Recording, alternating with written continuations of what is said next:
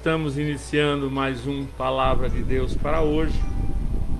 Esse programa que todos os dias vem para a divulgação da Palavra de Deus. Antes que nós iniciemos, eu já quero despedir que se inscreva no meu canal, acione o sininho da notificação para você saber quando nós estamos, quando tem novidade no canal. Compartilhe, curta, comente, que é muito importante para dar força ao canal. E vamos pedir para que o Senhor fale conosco nessa noite. Noite de 16 de fevereiro de 2021. E nós vamos pedir para que o Senhor fale conosco. Peço que você abra seu coração, abra sua mente, seu entendimento. Peço que o Espírito Santo derrame graça sobre você para que você entenda aquilo que o Senhor tem para você nessa noite. Se fosse para colocar um título, eu colocaria: Não seja paralisado. Nós vamos ler 2 Crônicas, capítulo 20, verso 5 na parte B e verso 6 na parte A. 2 Crônicas, capítulo 20, 5b e 6a. E Josafá se pôs de pé no meio do povo e orou. Não é difícil encontrar um servo de Deus hoje desencorajado. A maioria das pessoas sabe que, por experiência própria, as adversidades que nos assolam têm poder de causar medo. E dependendo da intensidade, esse medo pode até nos paralisar. Acredite, há momentos em que nós nos sentimos como se estivéssemos num beco sem saída. A dificuldade são as dificuldades que costumam ferir nossa autoestima e provocar em nós medo, angústia, desânimo e com certeza muita dor. No entanto, nós precisamos aprender a agir com sabedoria para que esses momentos não venham nos paralisar. Quem não deseja superar? Quem não deseja viver uma vida triunfante? Todos nós. Quem não deseja superar os momentos de incerteza na vida? Quem não deseja passar por cima das crises? O versículo que nós lemos fala de um rei que decidiu não viver paralisado frente às ameaças que sofria. O capítulo 2 de Crônicas, o capítulo 2 Crônicas 20, narra um momento difícil vivenciado por Josafá. Era um tempo de incerteza que Josafá estava vivendo. Ele foi informado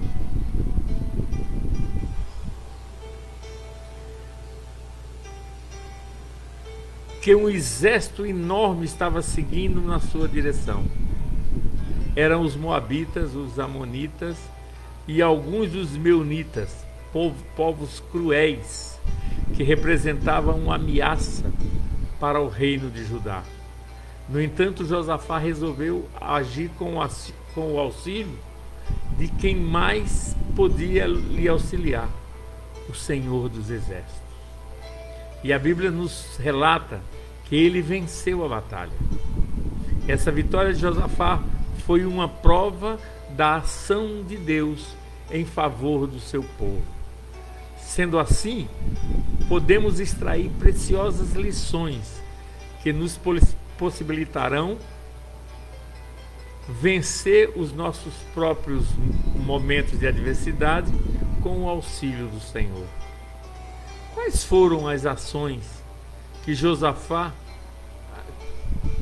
tomou que não permitiram que ele permanecesse paralisado pela adversidade? Primeira ação para não viver paralisado pela adversidade. Tenha na sua mente um histórico sobre as ações do Deus a quem você serve.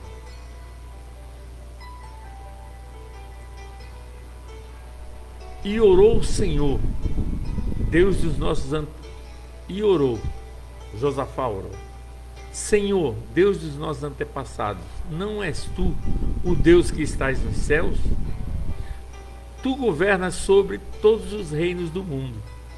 Força e poder estão em tuas mãos e ninguém pode opor-se a ti.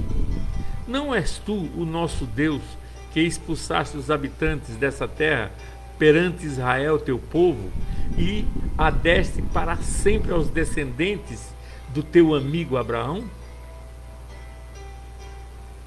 Eles a têm habitado, nela construíram um santuário em honra do teu nome, dizendo: se alguma desgraça nos atingir, o castigo da espada, seja a peste, seja a fome, nós nos colocamos em tua presença diante deste templo, pois ele leva o teu nome, e chamaremos a ti na nossa angústia, e tu nos ouvirás e nos salvarás. Mas aí estão amonitas, moabitas e habitantes dos montes de Seir, cujos territórios não permitiste que Israel invadisse quando vinha do Egito. Por isso os israelitas se desviaram dele e não os destruíram. Vê agora como estão nos retribuindo. Ao virem, expulsam-no da terra que nos desse por herança. Segundo Crônicas 20, do 6 ao 11. Josafá não ficou paralisado frente à sua adversidade, porque ele possuía uma forte convicção sobre quem Deus era e o que Deus representava.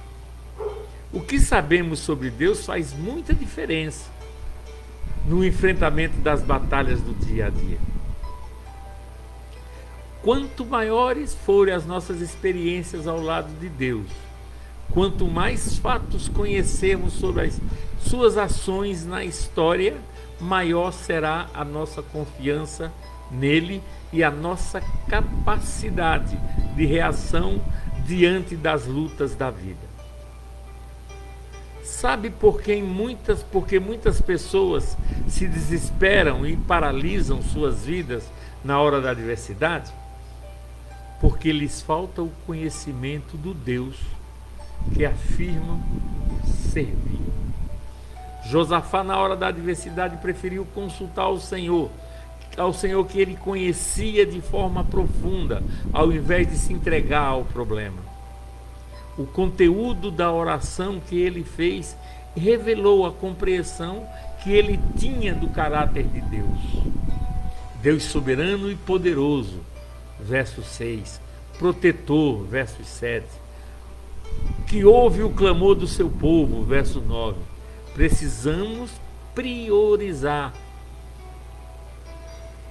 o conhecimento de Deus sem esquecer que Deus será sempre maior que a nossa capacidade de conhecê-lo. Segundo Tomás de Aquino, o máximo que conhecemos de Deus é nada em relação ao que Deus realmente é. Para não viver paralisado pela adversidade, nós devemos ser sinceros em admitir a nossa capacidade frente ao problema que se vive. Ó nosso Deus, não irás tu julgá-los, pois não temos força para enfrentar esse exército imenso que está nos atacando. Não sabemos o que fazer. Segundo Crônicas 20, 12.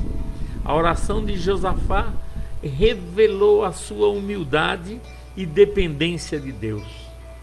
Bem diferente de algumas orações, onde pessoas já sabem o que querem e determinam o que Deus deve fazer por elas, Josafá admitiu a incapacidade de resolver a situação, E é bem isso. Muitas vezes pessoas vão orar determinando o que Deus tem que fazer. Mas Josafá, ao contrário disso, ele admitiu a capacidade, ele admitiu a sua incapacidade em resolver aquela situação. Ele expressa o seu sincero sentimento ao dizer: Deus, eu não sei o que fazer.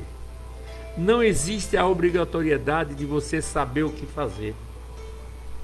Porque na expectativa de ter uma resposta para os dias difíceis que você enfrenta, você pode correr risco de tomar uma decisão precipitada e agir contrário àquilo que Deus deseja que você faça.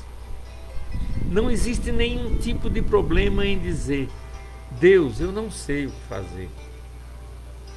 Dizer isso, saiba, não é vergonha. É sim um sinal de fraqueza, de dependência. Não é sinal de fraqueza, de fracasso, de derrota. Dizer isso é declarar que nós somos totalmente, plenamente dependentes de Deus, para não viver paralisado na adversidade. Não tire os seus olhos de Deus.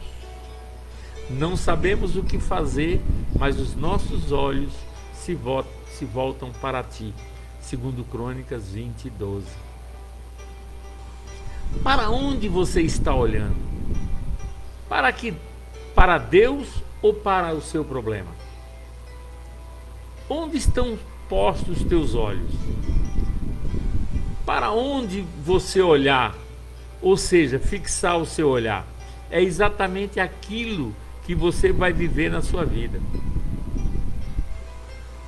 Quando você mantém o olhar em Deus, você passa a olhar para as suas adversidades com uma perspectiva diferente.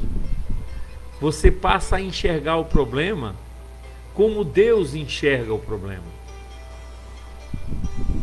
Sendo assim, mantenha seus olhos em Deus, pois é dele que vem o socorro.